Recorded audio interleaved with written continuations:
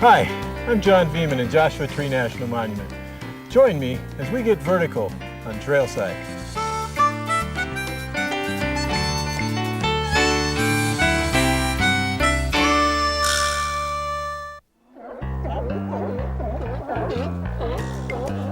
Hi, I'm John Viehman, gliding along the Sea of Cortez, some 700 miles south of the border. Traveling by sea kayak, we're literally immersed in a wilderness of water. We're eye level with wildlife and can get into places that are otherwise inaccessible. We'll travel to an uninhabited island, snorkel with sea lions, and paddle waters that are home to some 650 species of fish as we make our own adventure along the Baja Peninsula on Trailside.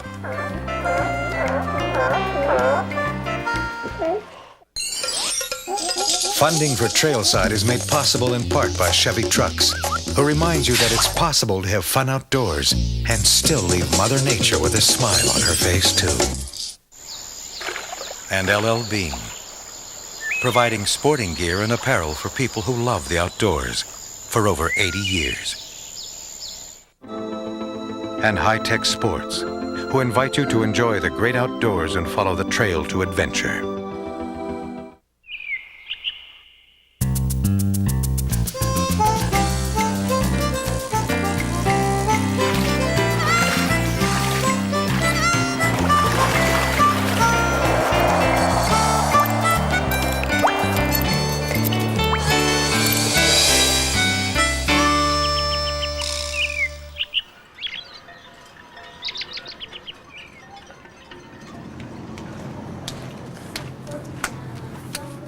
We're in La Paz, Mexico. Over 400 years ago, Hernan Cortez sailed into these waters in search of pearls. Today, it's our jumping off point to the island of Espiritu Santo, about 15 miles off the coast where our kayaks are waiting. We'll be exploring with Ricardo Amador, an expert sea kayaker who's been paddling these waters most of his life. Hola, Ricardo. Hola, John. ¿Cómo estás? Oh, pretty good. How are you doing? Pretty good. Looks like a great day. Yeah, looks like the weather is great with us today. Should we head out? I've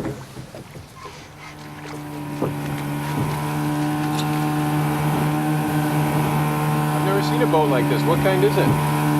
We call it a panga, and it's made here in La Paz, and it's really good for this kind of water. We're gonna go around the other side of the island and camp? Yeah, we're paddling today all the way to Candelero Beach, but it's about 6 miles from here and the west side of the island. We will see a lot of beautiful things in the way. How far to the sea lions from there? Yeah, it's about another 6 miles. Great. That looks like our beach right there, huh? Yeah, there is Bonanza Beach.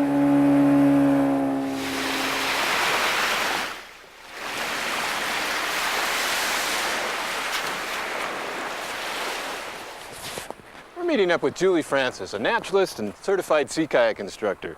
She'll be telling us about some of the plants and wildlife that we'll be seeing on the island and giving us a few tips on our paddling technique. Hi, Julie. Hi, John. Boy, this double is a luxury liner compared to some of the kayaks I've seen. Look at the size of this thing. You could fit a lot of gear in these, about 150 pounds. They're sort of like floating backpacks. I'll bet. Now, the person in the rear is in charge of the foot-controlled rudder system. That's right. And They then do all the steering. up front is, what, the navigator, I guess. Look at this. Right, I'll be sitting up here. Deck-mounted compass. You've got your map here. What's this? This is a bilge pump, and in case we get any water in the cockpit, we can just pump it right out. Oh, okay. Well, hopefully we won't have too much of that when we're paddling. That won't be a problem. Now, this is my boat over here. That's right, that's your boat, and of course you have your own chart and compass. It's important that every boat has their own. Okay. You want to hop in there and see if the boat fits you okay? Sure. I'll adjust this a little bit. There we go. There you go. So you should have 3 points of contact. Of course, your feet here on the rudder, on the pedals that control the rudder. Okay. Your knees right here at the top, and then your hips. Okay. So you're actually wearing the kayak as an extension of your body. Oh, yeah. Well, it feels pretty snug. Good. Now, Ricardo, how much water are we bringing with us today? Well, we bring in like 1 gallon per person per day. It's very important to drink water all day. This is your water bottle here, so it would be nice to keep it handy and drink any chance you had. Okay. Well, Julie, while we're here, why don't you give us a few tips on paddling? Sure. All right.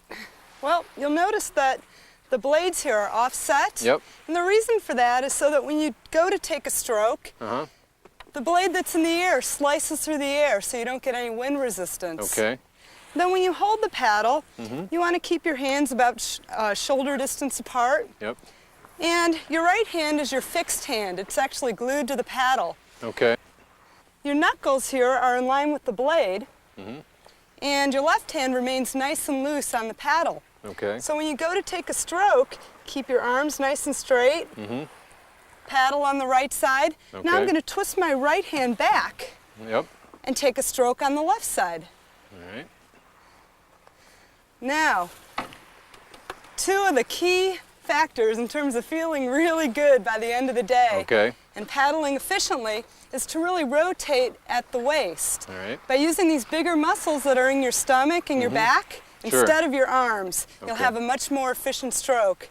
The other thing is to remember to push forward with this top arm Yeah. instead of Okay. pulling with the bottom arm. So if you do that, you'll feel really great at the end of the day. Well, good. What do you say we finish loading up the boats and head on out?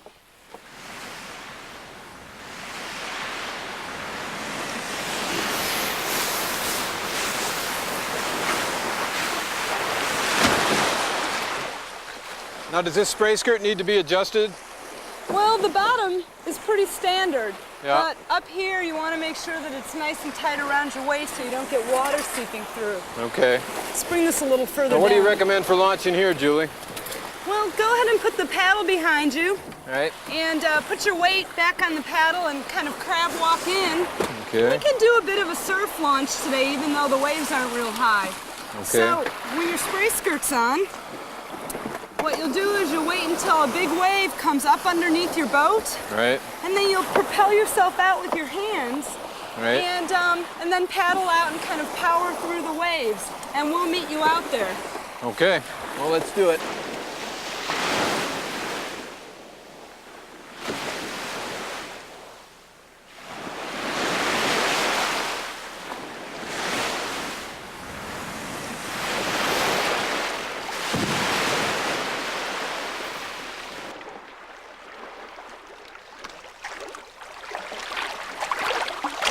So what do you think about my technique?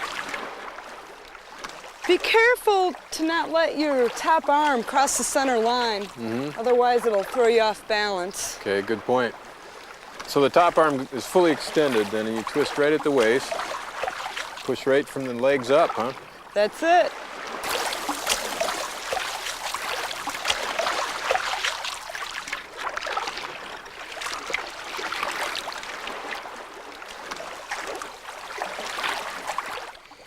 You know, this looks like a great place to practice the dunk test, John. Oh, Julie, that sounds like something that's going to get one of us wet. Am I right? That's the idea of it. Okay. Well, I'm game, but first let me take my shirt off. You tell me what I'm supposed to be doing. Okay, sure. First of all, it's quite rare that you will tip over in a sea kayak because these boats are so stable. Uh-huh. So, Have you ever seen anybody tip over in one of these? yeah, but it doesn't happen very often. Okay. The important thing is that we want you to feel real comfortable just knowing how easy it is if you do tip over to get out of the boat and then to get back in the boat. Okay. But pretty darn stable. Okay. So, Tell me what I need to know. to do the dunk test, first thing of course is that you're going to tip over. Once you're upside down, it's important to relax and not to panic. Yeah. And you can let us know that you are relaxed by tapping 2 or 3 times on the side of the boat. Okay. Then just lean forward, reach the loop here on the spray skirt, Yep. and release it. And then you'll just kind of naturally tumble out of the boat and come to the surface. And then we'll do a rescue and get you back in. Okay. Piece of cake. Why don't you hold on to that? All right. Take this. Here, Ricardo. Hasta luego. Have fun.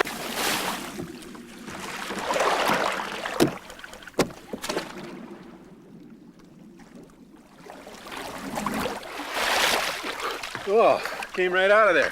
Pretty easy, huh? Oh, yeah. Good. go ahead and bring your bow around to me. Okay. We'll get the water out of the boat, and then swim down to the stern. All right. And we'll get these boats perpendicular to each other. Ricardo, could you hold my paddle? Sure. Thanks. Put your weight on the stern, John, and that'll help me lift this boat up onto my bow. Okay. Great. It's fairly easy to get the water out of these boats. Yep. Okay. I'm gonna slide the boat back in and put it alongside our boat. Ricardo and I will stabilize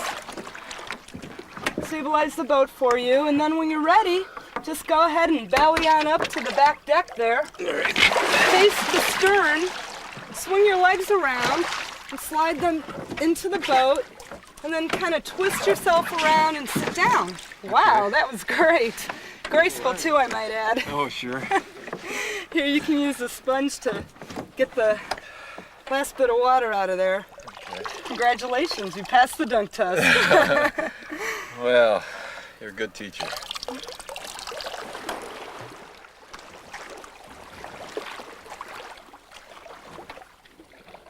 Boy, that tidal rip really pushes you right in here, doesn't it? It sure does. The only way you can get back into this little cove is at high tide. Now, is this the mangrove over here? Yeah, these are the red mangroves. Uh-huh. And if you take a look at their roots, you can see how they send down this dense fibrous mat. And they're pioneer plants. And so what they do is they trap sediment and create soil. Now, how much life is represented in there? Well, the mangrove provide plentiful habitat. And you can find everything from the tiniest of larvae all the way up to nesting grounds for frigate birds, great blue herons. So it's really like a sort of a nursery for the ocean in that sense, huh? Yeah. It really is. Well, the sea kayak really is an ideal vehicle for getting into areas like this.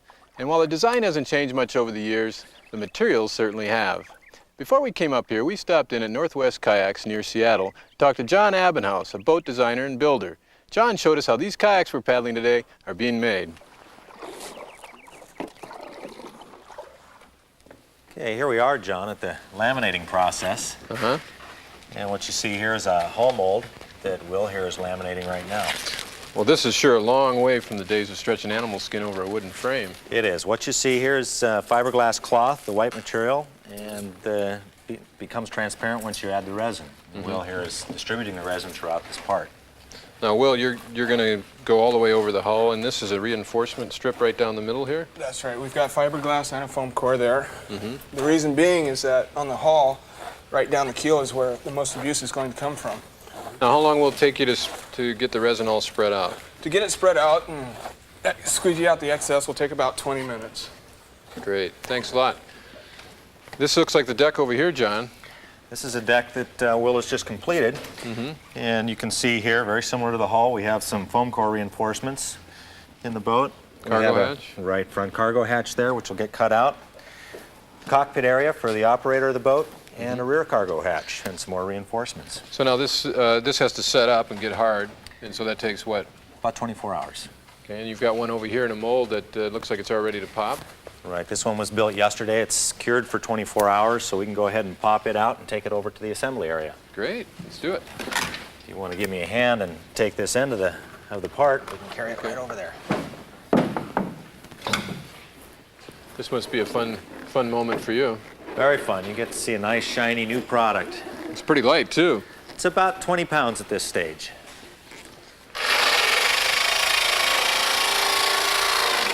This is the assembly process for joining the decks and hulls together. Here, Mark's just finished deburring a deck for the cockpit installation. And this one's already completed right here, huh? All right, this is complete, ready to join to the hull. It's got the coaming in, cargo hatches cut out. Right, it's all ready to go. Can I give you a hand with it? You betcha.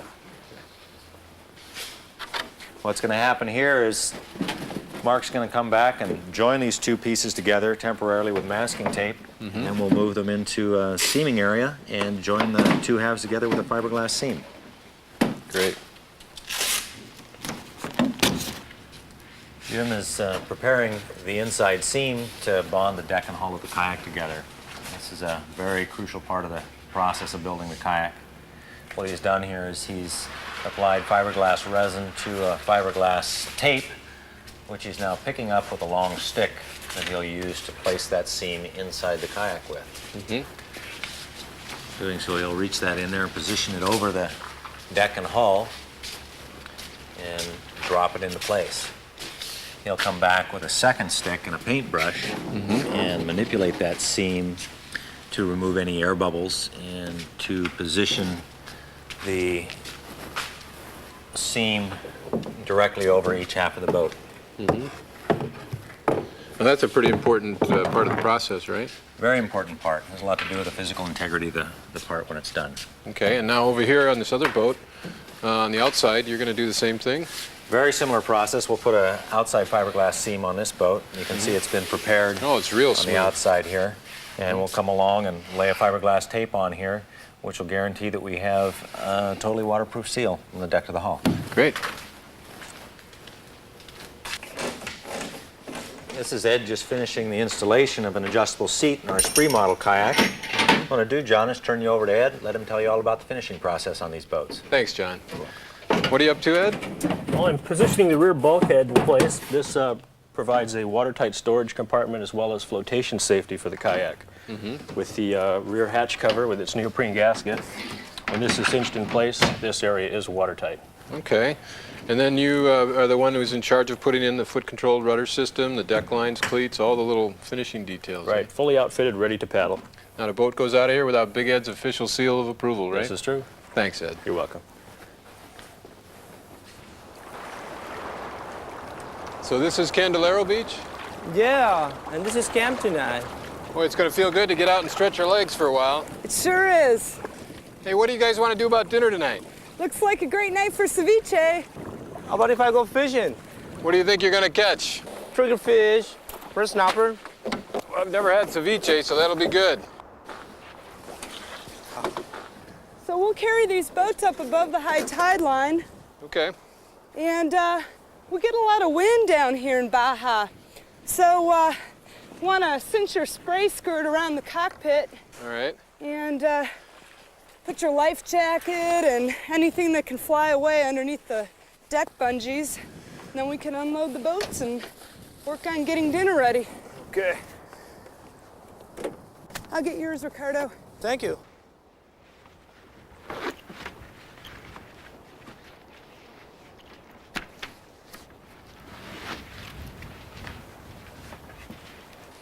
I haven't been in this much sand since I was a 6-year-old back in Minnesota in my sandbox. I know this is going to be a trip highlight for you. Oh, I'm excited just doing this. Now, the trick is to get it angled a little bit and get the line real nice and taut. Get it as deep as you can, right? That's right. These sand anchors really work a lot better than stakes on the beaches. Now, what about things like scorpions, snakes? Do we have to worry about anything like that down here? Not really. You definitely want to wear shoes whenever you hike. Yeah. The scorpions we have down here are pretty small and they're rarely a problem. Okay. At night, though, we get a heavy dew. Yep. So you want to seal everything up and keep the tent zippered, and things will Okay. stay nice and dry that way. Okay, well, I'll get this secured here so it doesn't blow away. And we'll close this up. I don't like sleeping with scorpions at all.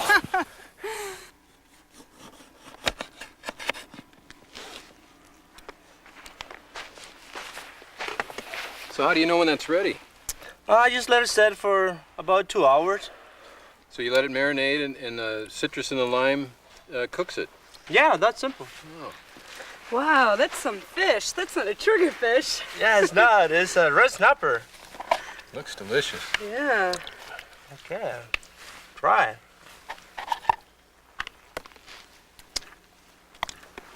Oh, that is great. Thanks. There we go. Can I have a chip? Sure. Ricardo, I can honestly say this is the best ceviche I've ever had. They don't make too much ceviche out on the Great Plains, do they? No, they don't, but I think it also has something to do with your culinary skills.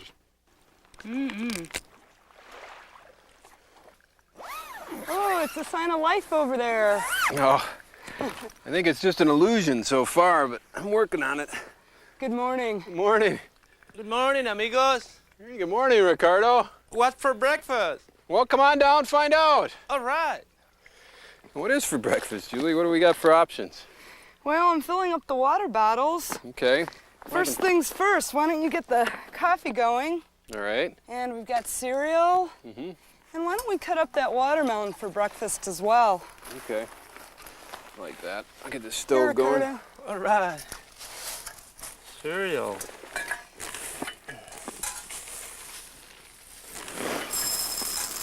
Now, is there any special way we should be loading our boats for wind and waves? Well, fortunately, we don't have to be too concerned about the wind here because we're on the leeward side of the island. Yep. But in terms of packing the boats, we want to have most of the weight about 2/3 of the way back. And the Okay. boats actually paddle better with weight in them than without. Okay. Well, I'm ready. How close can you actually get to the sea lions, Julie? We can get pretty close to them, but we want to make sure that we don't approach them too quickly just because we don't want to startle them. Okay. Now, this isn't a mating time of year or anything like that where we'd be disrupting them in any way, is it? No, we wouldn't be disturbing them, although in about another month, they'll be having their pups. Uh-huh. So that would be a time where we wouldn't want to bother them at all. Okay. Must be pretty fun to swim with them anyway, huh? Yeah, it's quite an experience. You can really see the difference in the rock layers up there. What are they?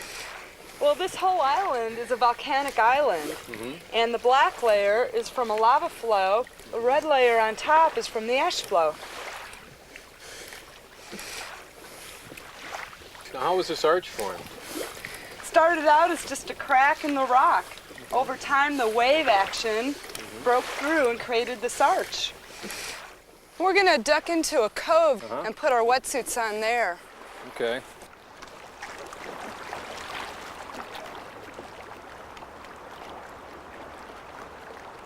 Looks like we have a great tailwind today. Great for surfing.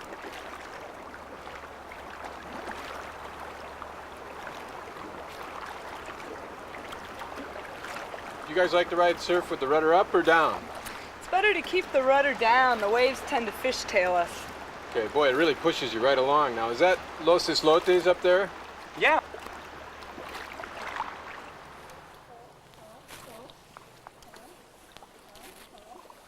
Well, this island really is its own microcosm of a community, isn't it? Yeah, there's a whole food chain that exists here. Uh-huh. All the way from the bird guano that's up there in the rocks, falls down into the water, creates a lot of nutrients for the phytoplankton to grow. Well, besides the food, now if I were a sea lion, why would I hang out here? Well, for one thing, it is an island, so you're protected from the predators that live on the mainland. Yeah. And there's a steep shelf that drops off here, so there's lots of fish that school right along here. And then there's these terraces where the sea lions haul out. Uh-huh. Now, how do we know if we're getting too close? I mean, we're pretty close here, but they aren't bothered by us at all, really. Yeah, we're too close when they respond to us. Okay. And we definitely don't want to disturb them. There's plenty of them out here, aren't there? There sure are. There's lots of pups this time of year as well. Those are the ones that are all swimming out close to the boat? Yeah, they're really curious. I know we're not allowed to pull over onto the island, so let's rig up an anchor. You've got a stuff sack. We can put some rocks in that, and then we can go snorkeling right from here. That's a great idea.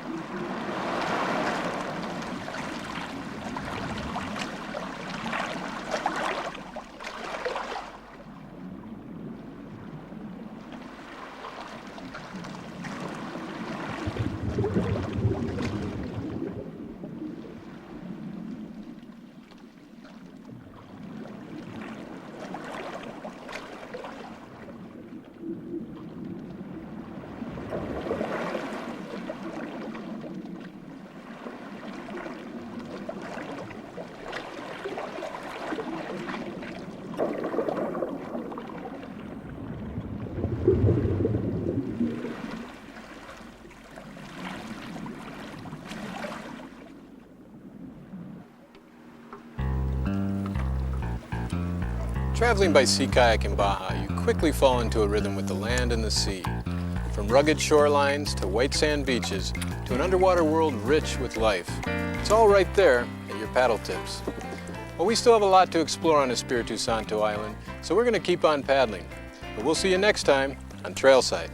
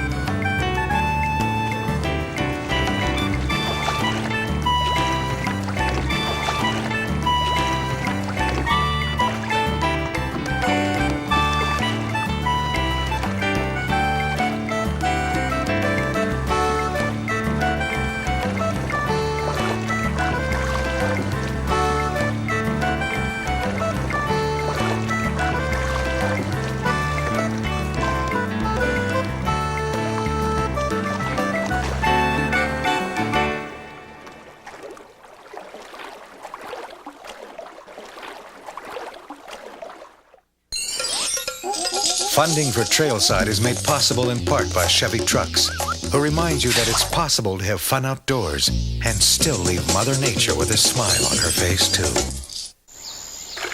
And LL Bean, providing sporting gear and apparel for people who love the outdoors for over 80 years. And High-Tech Sports, who invite you to enjoy the great outdoors and follow the trail to adventure.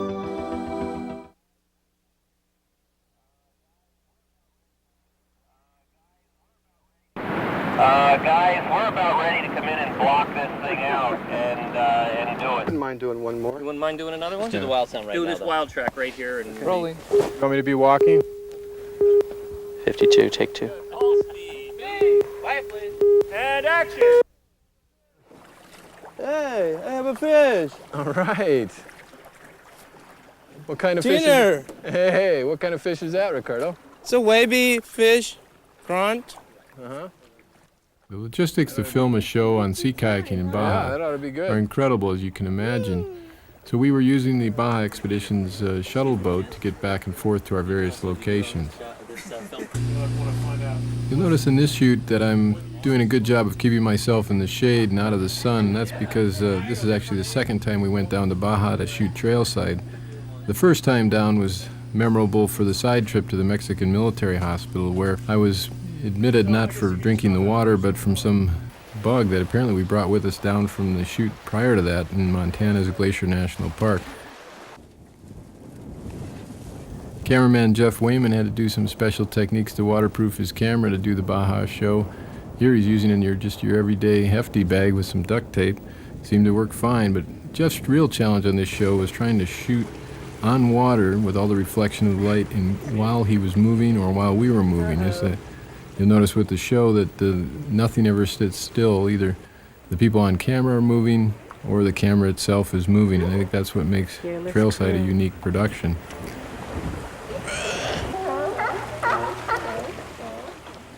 One of the things that really attracted us and the camera down in Baja were the sea lions along the cliffs. Jeff was using an underwater camera for part of the shoot, and at one point the little sea lion pups, which were so friendly down there, were even nibbling on Jeff's flippers as he was shooting the show. There's one that came up and nibbled on Ricardo's hand. Really? Just sort of, that's wonderful. Finally, after about 10 tries at demonstrating the wet exit from the sea kayak, we got a take we were happy with. Hasta luego. Have fun. Hasta la vista. Hasta la vista. Hasta la bye-bye.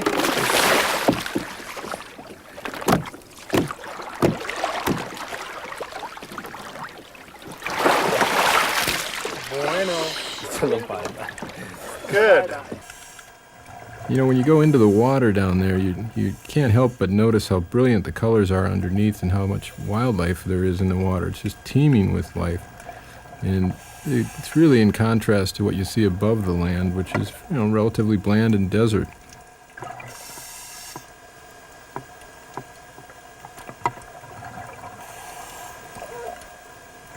Ricardo found a sea cucumber, which is relatively unappetizing to me, but is an interesting form of life.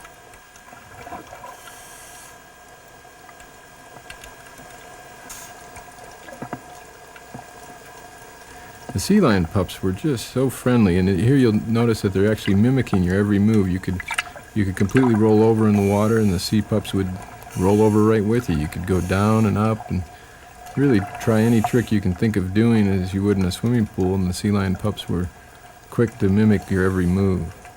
It really had to be the highlight of this whole shoot for me.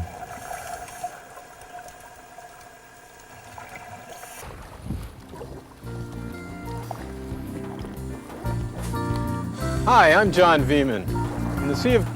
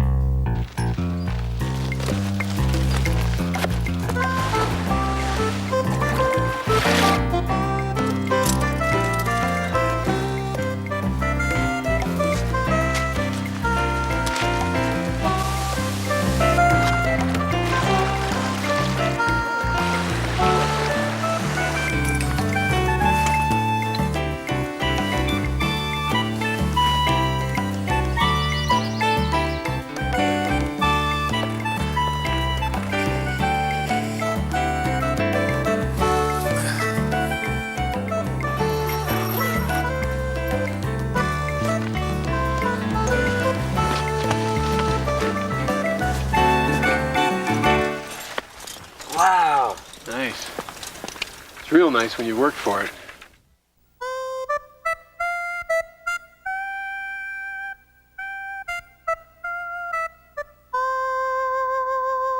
An overriding concern for backpackers is finding clothing and equipment that's compact, lightweight, and if possible, does double duty.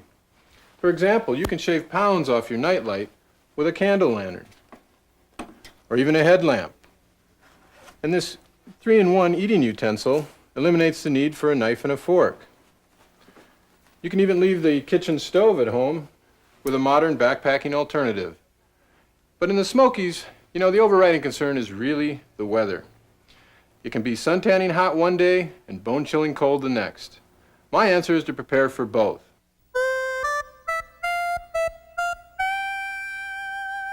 What's the point of a slack rope again? Well, actually, it's sort of fun. Uh-huh. But besides that, it really helps on your focus and your concentration. Uh-huh. Also builds up your calf muscles. We need calf muscles for rock climbing, that's for sure. Okay. What do you think, John? Want to give it a try? Sure, why not? All right, watch yourself when I get off here because it snaps. Okay. Good. All right, now, how do you get up on this Couple thing? quick pointers. When you go to step on it, don't try and push down with your foot. Jump up onto it. Okay. And then try and look straight ahead. Up on the rock here, maybe to start. And use your peripheral vision to see the line. Okay. Try not to look down because you'll drop your shoulders. Okay. Okay. Great, great.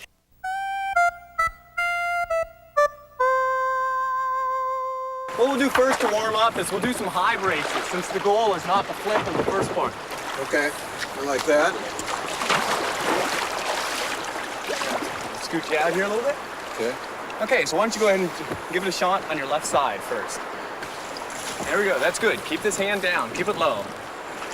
There we go, try it over here. There we go. Make it a little snappier this time.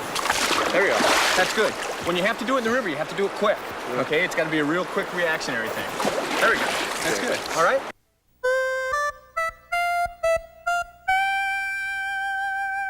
Hey, I want to get a few pictures of you running this rapid. Do you have any pointers for me?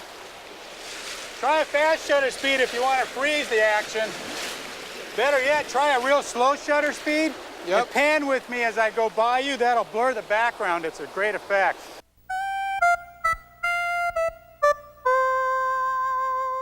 Sunscreen is important. With the loss of the ozone layer, we need to protect ourselves and our children from sunburn and from damaging effects of the sun long term that might cause skin cancer later. I noticed this is a 25 SPF. That's good enough for children? That is excellent. Actually, 15 or better should be chosen. And pick one with a waterproof base that'll not wash off quite as easily.